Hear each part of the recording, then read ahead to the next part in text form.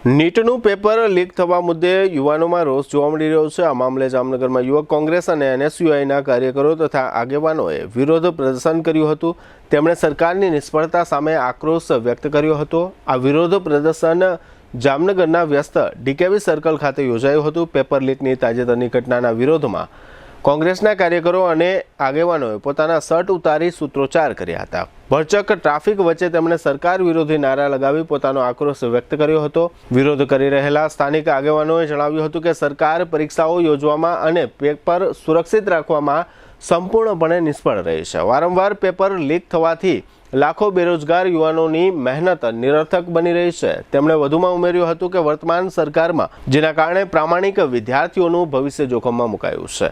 આગેવાનોએ ચીમકી ઉચ્ચારી હતી કે જો આગામી દિવસોમાં પેપર લીક મામલે કડક પગલાં લેવામાં નહીં આવે તો આ આંદોલન વધુ ઉગ્ર બનાવવામાં આવશે। આ આંદોલનમાં પ્રદેશ કોંગ્રેસ અગ્રણી સહારાબેન મકવાણા તેમજ ડોક્ટર તોસીફ ખાન પઠાણ અને મહિપાલસિંહ જાડેજા વગેરે હોદ્દેદારો તથા આગેવાનો જોડાયા હતા।